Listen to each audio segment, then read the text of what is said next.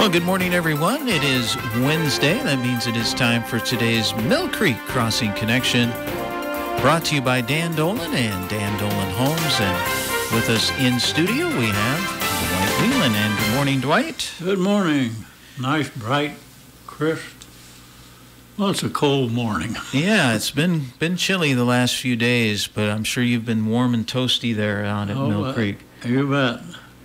So we got a little bit of snow over the weekend. Was it enough to have him come out and clean the walks, or no? Not really, but he did anyway. Oh, he did anyway. Yeah, wow, okay. Jimmy takes good care of us. The covenants say an inch or more, and after he got through with the churches and different things like that he takes care of, he came out around noontime and had all the sidewalks cleared, and I didn't expect that. Because we didn't probably quite get an inch, or maybe right around that, somewhere around it, but I guess he wants to keep people happy, and that does it. If anybody has to get, well, it was over a weekend, but, even though we're old people, we always go to the mailbox every day. Of course. Yep, you got to go get the mail. No, you got to go get the advertisements and the requests for money and the catalogs. Since it was Black Friday, there was an abundance of that stuff. Now, what is it, Cyber Monday and Tuesday? Yep. It'll be every day until Christmas, I guess. Yeah, and on the new house that they're building, I was real happy. I was hoping that they would get the sod down before it snowed, because it seems like snow just has something, nitrogen or something in it, that really helps the grass to grow if they get it laid. And they got it laid, I don't know, Thursday or Friday, and then we got the nice little coating of snow over the weekend, and I was glad to see that, because I just know that it's going to be a nice-looking lawn next summer. The amazing thing is, and I mentioned this once before when we were talking about the sod, but people think in the wintertime that there's no growth, that all plant life just comes to a halt. But believe it or not, it's still, the roots will grow. Yeah. That's why they tell you to plant bulbs in the fall, because they'll grow roots even in the wintertime. So. Yeah, it's kind of like you and me. It's wintertime, but we still want to eat. Exactly. So, yeah, the grass can really get well established, and then come springtime, be really nice. Yeah, I've mentioned this before. We had one extra nice lawn out there, and he hadn't fertilized or anything yet, and he told me it was just because it snowed on it all winter long. Mm-hmm. And this one will be the same way. This is just one snow. It'll have plenty of snows. But I was glad to see that happen. Oh, good. And how's everything coming with the new home now inside? How's their progress going? There's been a young man there putting in the nail holes and things like that, getting ready for the painters. He has spent several days there where the door frame trim joins. He always sands the corners so that they always match. There's no gaps there, and after he sands them, if there is a gap, there's nail holes there, but if there was a gap, he would fill it with whatever they use to seal the cracks. Yeah, they call it mud, but I know it's not mud. Yeah, I can't think of the popular brand name. I've used it for years, but I can't call the name of it right now. Yeah. But it's coming along. Looks to me like the next step will be the painters. Okay. The trim is all up. Someone will come in and cover all of the stuff that's not supposed to be painted, and they'll come in and blow all of the walls and the ceiling and everything white. And then the buyer can choose their own colors. If they want something other than white, they can have the colors if they want to put it on, or if they could give the painter list of what they want, then they just pay extra for the second coat of paint. Okay. But it's coming along.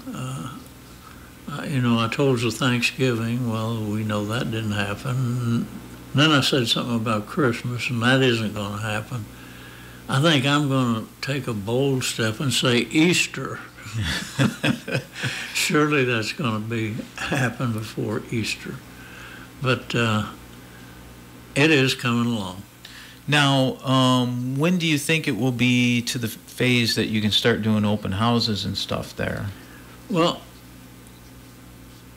I personally feel it's that way right now. Oh, okay. But I'm sure they'll want to get the cabinets. But the one thing they're overlooking is people don't necessarily want to come in and look at exactly what you have built. Right. They want to come in and say, well, I'd like to have this or that, something like that. Mm-hmm. And I've always felt that if you had the input of the lady of the house, it was going to be a much easier sale. And a lot of times, those ladies come up with a good idea. Well, Mary would think of it, but I sure wouldn't. And the man generally is overwhelmed by the third garage stall. He starts thinking about possibilities for that, and kind of the rest of the house. Don't. I've always said they'd live in a tent, as far as he's concerned, if there was a 3-car garage attached. But that isn't going to suit Mama. No. So it's nice, and I personally, like I said, I'd be having open houses right now.